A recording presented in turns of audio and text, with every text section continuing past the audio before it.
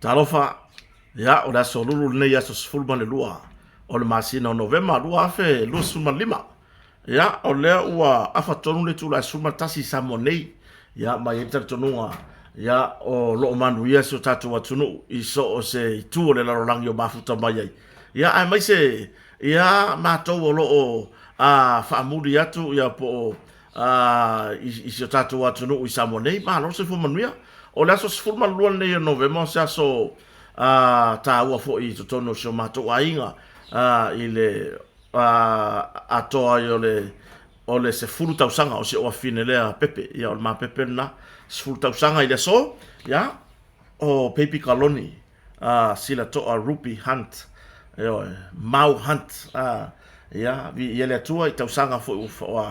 o fo i la fine ya a wa fo i le ola tutupuae fa manuia ia le atua whaftai fo i le malo so tato atunu o fo iona tutusi mai ia i lunga o penga tawhailangi ia ma whamanuia me las whanau la fine ia ai tatu tala noa ai mawe fo ia kako o tawal manga o le whamastonga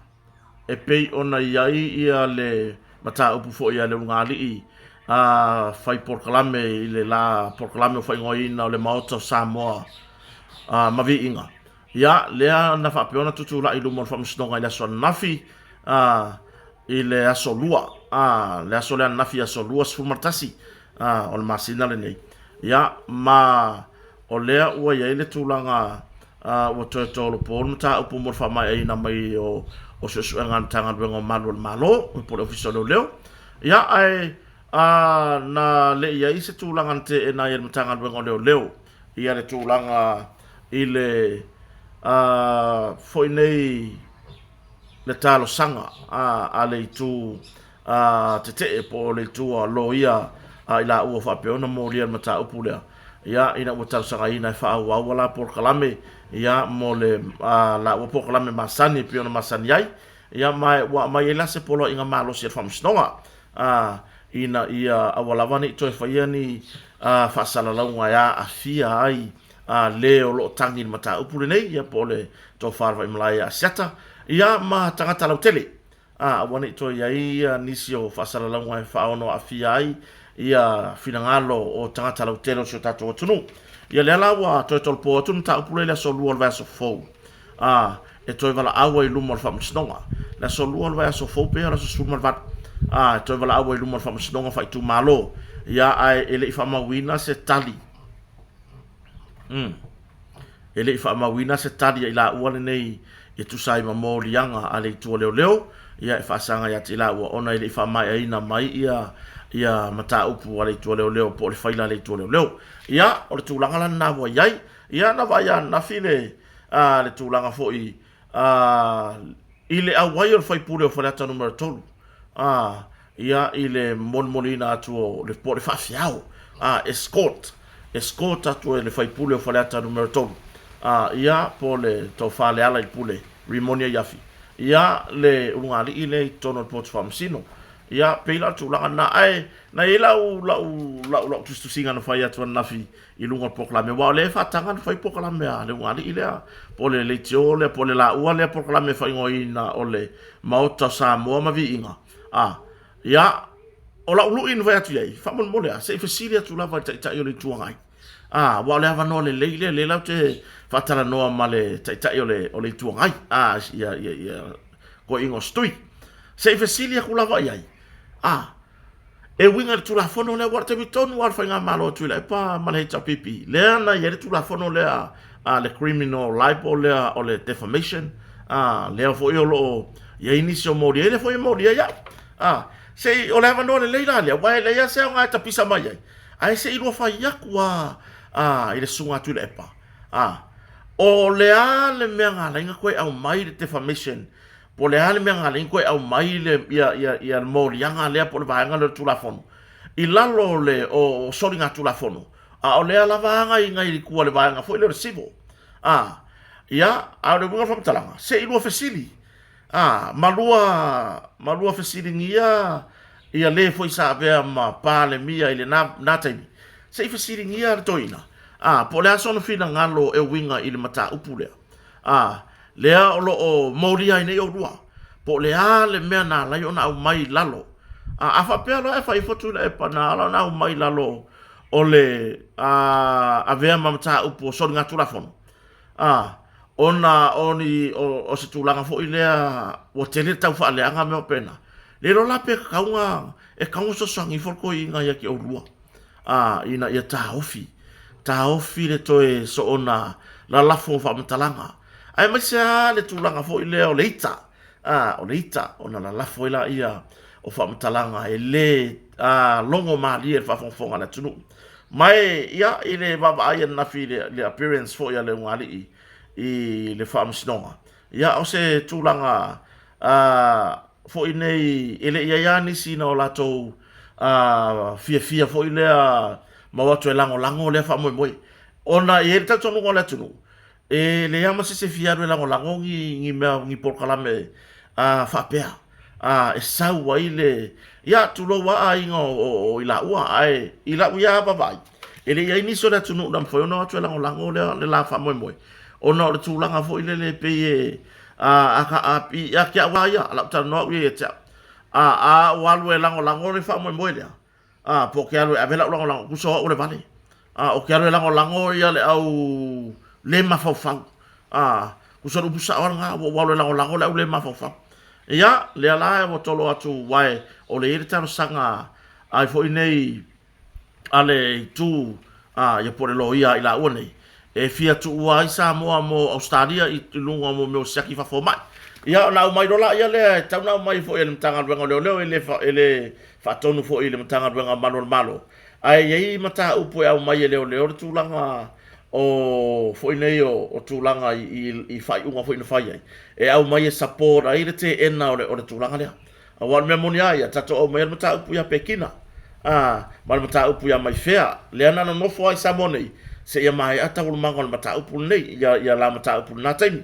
le fo ina na tupu ya king fai popo na au mai na tafia sa monei ta ofia ya se ia mai ata ul mangon mata upu ia ona e ia fa po le ngau tatou tu langa me fa pea o le fa ono atu maleto fo i mai ai tatou o mai fo ina le mata upu tu langa fo la fa saina ia le tamali ile o le fa ina pisinisi i fa loa i pesenga ele i mafai ona fa matu o fa masonga tamari ile tu wai Samoa mo le malanga atu i America mo ana siaki masani ele i mafai le alava ua umana longo ia e fa masonga fai mai ai i Australia so ta info mai fai mai tulanga ile o afala au me fa pena fa na la fo mai se tulanga le tu o Samoa mo atu no mau ile tulanga ia i lo tanto nunga ile tau talia ele tau ona talia ele tu leo ia se tau sanga fa pea lai tatu te pui foi mai si mata upu ina ia fea mas poia me uma pela tu langa na ia o tu langa na de voi mata upu le ele fa mawina se tadi ila ua na por kalame ia to te lo por va so fo pe fa mai ia le so nga tanga ngo malo ia ona mawaila ia le se study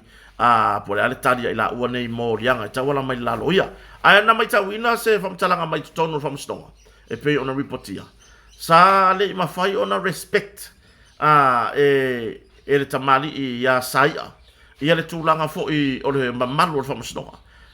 o me fa pe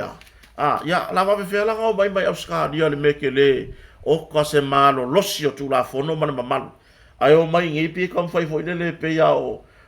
mai foi le maleanga foi le fa pea e tu maura loina isi o tatu tu no Samoa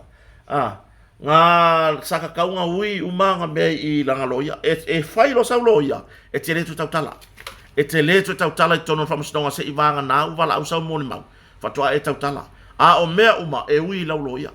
e ui mea uma i la loia o uma me te finga ngalo e talo sanga i la loia e te le mawhai ona e tautala sa o atu le fionga i le whamasino wa le mata o atu le fionga ia pali i Rosella le safea ngai mana mata upule le so nafi ia mai o se tatou talia le vaso fou po le artu langa le iai saini le ofisa lo leo ia so farai lo vaso tasi ia ma alo ta ofi ia tu langa i pepa malanga pe ila tu langa na ia ma tu unga malo losi e tu sai o le whainga o la proklame, la o tala mai whaia la proklame, a e lo o iaini tu unga mā lolosi. Ia, e tau nau sta ia lea tūlanga. Ia,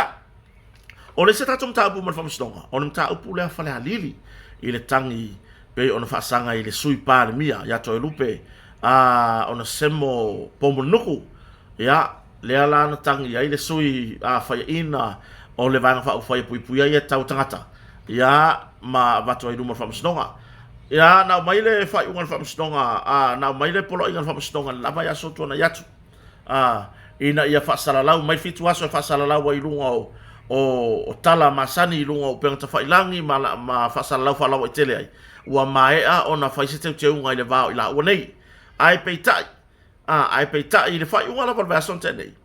Lea sa whaapea loa o na ofi atu le sa o le vanga whau whai e puipuia ia tau tangata. Ina ia avea i la tau ma seisi fo i pāti o le whaamasinonga nei. Pe avea fo i la tau ma seisi tu whaamasinonga. O le whaamasinonga lava nei. Ma o lea la na whai ese whina ua whatu la whono i lea son nafi, ia ma o mai tau atu. O lea ua talia le iai o le pāti lea po le vaenga lea i totonu o le whaamasinonga o le tu malo whalea lili. Ia e le vā lea o le sui pāle mia, ia ma le sui sa whapea o na whaina. Mone sire fia lea tunu. Na whai le tangi whaulu tui loma, e whaasanga i le sui pāle mia, i whainga whatosina, ma whainga pio pio, i le taimi o le whainga pālota len mawai atu nei. Ia ai, na iei fo le counter, pesa iei fo le tangi, le sui pāle mia, e whaasanga foi, i whainga whatosina, ma whainga pio pio, sa whapea o na moli mawina, ia i le sui lea o le HRPP, i le taimi o le whainga pālota. Lea la ua tolu i tū whawhamstonga, ma ua whase e se aile lo ia sa whapea ona tū la i motu i loma. Ona o le saunoanga unasa nafi ia ilo na conflict of interest ina mata upu ina ua ofi batu i totonu ia le vaenga whai e puipuia ia tau tangata lea la ua se ea nea iloa ia le tamata ilo ia sinia o le tulafono ia unasa iuni sa polu e na te tau avea le whina ua wha le tulafono a tui loma e whaasanga i le HRPP pete enai ia le tūlanga i pei ona au mai fo i ele tua ngai ia ua maua iso lato au wala i tonu le mata upule nei ia wai pe e mai ta watu i le tūlanga whamasnonga o le tū leo lo o fina wai le HRPP le mata upule nei a whaleariri ia o le whapea mai o le fsiringia lea o le tupe le sa whapea ona maua sa whapea ona tutongi atu e le sui pā le mia ia tui loma po le sui o lo la whamasino ia peila tūlanga na whamai le tapipi o se sori tūlafono. Ia ai tatou tui ruma whamasnonga. Lea la ua whai mai le whamasnonga. Ia a watu ni mau sali, ni mau marolosi. E whaavai hei le tūlanga lea i le whinaunga hei tapipi. Ia e tusa ai male latou mata upu lea ua whaauru atu tono whamasnonga. Ia e fisiringi ai, ia le tūlanga fo i peona iai tupe o loo anginga i lunga o whaasalaunga ma lunga o penga tawhailangi. Sa totongi atu. Ele sui pāle mia, ele sui o le vaenga whai rei tapipi. Sa whapea ona whai ina mai whainga pālota. Ia ai manu malo mai, ele sui pāle mia. Ia, o mea lao lo mana o mia whamastonga. E mana o mia lo o winga kaunga ingi klipi. Ngi video clips fo ia. E mauti no ai, sa wa ai kingoa ku waku. Ioi. Sa tu watu, o le ara taimi o le ale aso. O nisi mea uma whaavai ele la tau whina ua whatu la whono, e tatau ona avatu ini mau, malolosi, male mautu. Ia, tu langa nani ta upuna lo o iei nei luma whamastonga. O le aso la tai au. Le aso la tai au lea le amata iloa. Ia, le whina ua whatu la whono. Ia pei ona whina ua ia le tamaita ilo ia unasa iuni sa polu. Ia e te ena le talo sanga pe te ena le vaenga o lo whaofia tuai fo i le sa. Ia o le vaenga whaofia le HRPP. I le mata upule nei a toi lupe, matui loma, o le tu malo whale alili. Tatou tala muli, ua whate ia fo i le ni tai au. O le nei vaenga le aso. Ina ua anginga mai runga o penga ta whailangi. Se sau wanga i se tina tala vou, po se tamaitai. Ia pe ia ona watu fo i se vai vainga. e le aisa u a pisilisi pe le fo isa u ai a tatau a o te share ina ile video ai ona o le tūlanga o le tatou pese le tatou te pese ta ofil sa wa ino tina mta mai ta ofil sa wa ino tina mta mai o se sori tūla fono le sa wa ina o tina mta mai ai oso mai le mele ai oso mai le mele o ka se matanga o ka se matanga ia o te le fia i loa tele o te lo wefa penale le atunu ia to telefo inisio lato o lo lato fia i loa le au paipa au ia o ke le fia i lo pole al mafuanga la ngai le sa pisingisi ai na pau la valea sawa ina o ka se makanga fa o nga ai se au penga se laudu sai se maya atu yo vai se vai o le ainga fa sino ya le tamaita i fo yo lo afia e makua i kau i le fai ai upu e masani ile atu ia lo vai matua e longo lo tino atoa kilo mai la ainga o le kama ika i o lo sawa ina po fea lava Samoa nei atunu o mamau po fea lava o le lalolangi o kilo mai voi kalo fai vai o so kei voi kalo fai vai o le afingo so kwangage o le ama e o inu kilo ifo va pe voi so le se vai o le kengo ka ko mu e makua i ka vili pe o le asosio la ngona ti nga o le alofa i le va ai atu le sawaina pe ona fai atu it is me la ofia i loi po le mafuanga awa ia ini sintu susi mai ma fai lo mai tu langa i le mafuanga ya ai fa pe o le va la vale o le sawaina se no fotane ma le ai ngo non to lua ere o foi nga sa kala ai o le va ai nga le na va ai i lunga o le kilipi po le video le o se matua va ai nga fa anoa fa ve fer ka ko pese aku fer le me o kele ai fa le sai no tono no uma la fanga tono Samoa ai se va ai winga a fai wa ye se lape o le no fotane ile tau vano nofo a fai o se lape wa ono solia ile tu la fono la ia ile malo la ia ile ofisa o leo e hanga iai fa aulu ye tangi a meo no fotane le wa ma ai a fai tote le o toi mana na o iai tu ula ye ona ainga e pele fo ile na tangata ilo na ainga tuli alu la to ainga e au noa ma le faia ia yo nei to inga sawanga oe la lea nga kapu e ngei mea wa la nga bako ilo aku onga wa e kango fua au mai ilunga o le ale makango fie o lo kango e mai ilunga o le ale makango fie ia ka mai le lalolangi le ko mele fai a fa ingo inga mele o le makua ko ilalo popo pala a ai ole makua i pala ai o le kwa inga winga sai pe yeri o le whainga le metua o lo tu lo sai le maya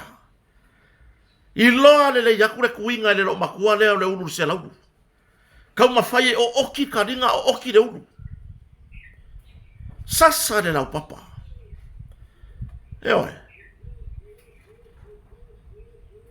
o le mea e ke fua inga aku, e koe fua inga mai a ke oe. Mai e makua i o ngā onga le ki ngā e ke o iai. A whaila o le fua le lewa e fua ia po ai le sia mawhine po sia tamaitai. Whapea o se mea ngā po e mai sia kungu ua kai kusaka ko mai sia kungu. O ia ka wharonga kunga, o lai whasa moa mai kanga. Talo whai. A fai o soi fuani matua o si tamaitai lea. Ai kau le melea e le mapulo i makamaringi. Langa o pele a inga. A wafo i lale a vi foa le tau wafare a inga. E pui ai pe faima makari pupungi whapea mai. Langa wa ova le ama lea. Wa ova le fia kangaka. Wa ova le a. ngalu o mai a le ufa ya kule ele le ofisoro le la ele tu la fono e tu yai a ele oni winga ia e fai ni tangata Kristiano ele oni winga ia o toi fai ni tangata sa mo le taimi nei e ele oni winga ia e matanga ole makwa iko ilalo popo ole ngei fainga oe lenga o sosa ku malau lau papa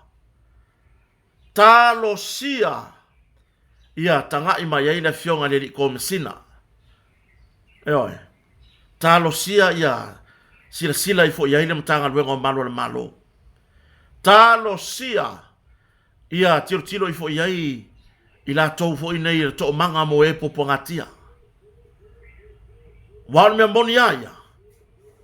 e o iai le malo si anga le tula fono i mene e o iai ai le ngata idea le pulenga ma malua li i mafai pule talo sia ia tanga ia ne iai le ia matai tausi ainga pulenga li i mafai pule o le tula fono fa malu mo e popongatia oka se makanga o le ale fa moe nga au mai i lunga le mea oe le nga e pu e ama au mai lunga ina ia ta wa le lalo langi o le ko wa inga e ula vale ai longa ua e kangwa oe mafa ma siasi le ko wa inga i le lalo langi kasi yo lai e makanga e le o se fainga lea fa le atua a ua lape le mau paolo fa sino yeilon ainga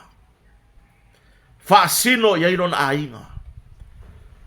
ale ai le fa Kristiano tatou tangata fa tua ile tua a amiona matua yo one fai se totala ma fa leo lo yai le mea wa mana na o yai to ainga a fai wo to le to mana na o yai a ami matua yo mai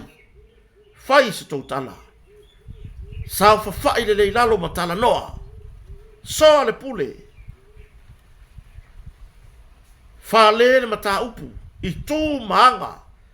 fa le nganu fa Kristiano ai ele o se tali le o fa fitau ele o se tali pe ya no fa ya tu ele se me o la yo o fie lo fo le mafuanga ai a fai o tau fa ilo mai nisi o le mafuanga onga wa tu lo lava le upo la fa tua ono le mafuanga fa pea ua fai a mion no ftane po le tamaita ida ele ila sa fe au ngamea wana ona of so sonia tu ile mata upu male va ainga le na mai lunga ile mata ngofie tu lo lava ainga tau ya te ila tau fatino ina le mea tu lo le paia ainga ma la fanga e kalesia e tau ya te ila tau o lo fatino ina le sawanga ai su itonu le mata le niu i se fa matalanga kota barfaleo talo fai wa ese le tu ai ngā mea wo iai si o tato watunu tina batua o ia fai mai o le pae ma le auli e fa ama fola mea wa maa numi ai ale va ainga sa o tato tilo ti ai se laulu o oti tau mawhai o oti e le taringa tau mawhai o oti le ulu sai le maya